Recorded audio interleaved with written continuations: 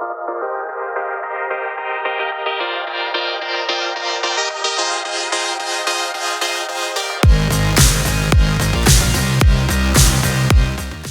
I'm Teresa Hansen. I'm Vice President of Global Content for Clarion Energy. I'm here at DISTRIBUTECH 2020 in San Antonio.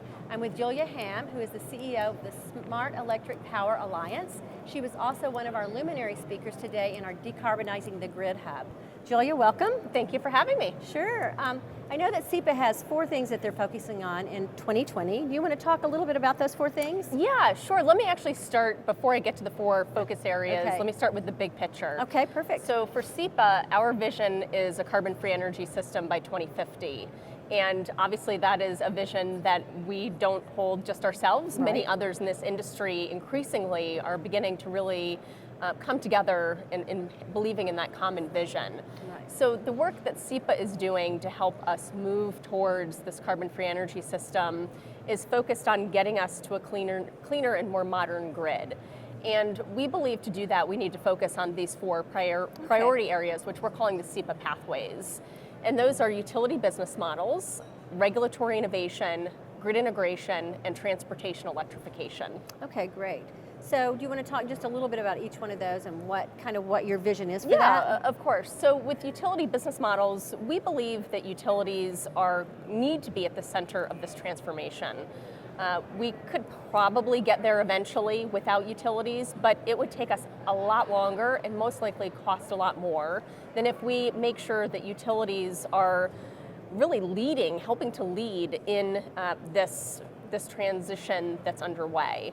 So, but utilities, while they are going to remain to be integral to this, it's not going to be the status quo, right? We have to find new ways for utilities to structure their business and essentially earn revenue that allow them to have a sustainable business that continues to provide safe, affordable, reliable electricity, but in different ways than they've done it in the past. So obviously there's a lot, we could talk for hours about the utility business model evolving, but that's sort of at the core of what we're focused on there, and how they need to work more with both partners, vendor partners, but also customers in these new business models.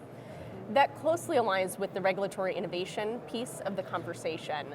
Our industry is changing at a faster and faster pace, and state regulatory processes, practices, and structures were set up decades, and in many cases even a century ago, when things were much simpler in our industry. Exactly. And so we have to see an evolution, just like we need to see an evolution to the utility business model, we need to see an evolution to the way that, that state regulation, the processes, practices, and structures that sort of dictate that regulation.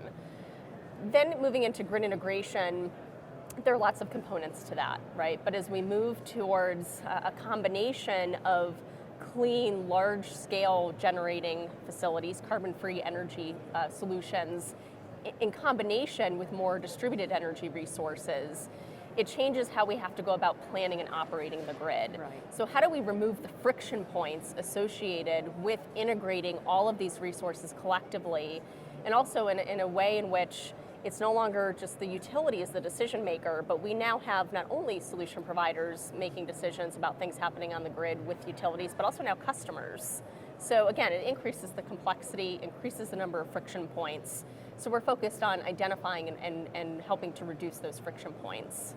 Okay. Then on the 4th pathway with transportation electrification, we believe this is a huge opportunity for our industry, not only in terms of helping to generate new load for utilities, but more importantly, to be able to use fleets of EVs as they get deployed as distribution system assets, and really using the cars as, they're really batteries on wheels. Right, energy storage. Yeah, so essentially how can we use the fleet of electric vehicles that are plugging into the grid in order to help us manage the system that ultimately allows us to have more clean energy integrated into the system.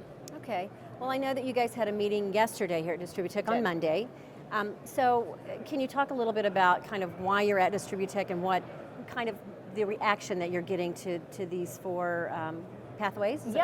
Absolutely. So SEPA is a unique organization, right? So we are an association, but we're not a typical trade association. We don't do any advocacy or lobbying. We are focused on serving as a neutral facilitator and convening body platform for the entire industry. So our members include almost 750 electric utilities, so just about every IOU and hundreds of municipal utilities and hundreds of rural co-ops are all members. But we also have more than 70% of the public utility commissions that are members, and we have hundreds of technology providers, be it product manufacturers, project developers, software providers, all working in collaboration. So SEPA is at DISTRIBUTECH because so much of our audience is gathered here this week every year. So DISTRIBUTECH is a very important venue for us to reach the people who are so critical to the work we're doing, across all four pathways. But I think the one, and we're hearing that everyone, every time we talk about the four pathways, everyone's like, oh my gosh, those are the four issues that that we really that keep us up at night. But just over the past 24 hours, I think the two which we're hearing the most conversation around with the audience here is the grid integration pathway and the transportation electrification pathway. Okay, that makes sense. Well, SEPA has been a great partner for us, so we're so glad that you're here. We're happy to have you, and thanks for joining me. Yeah, thank you again.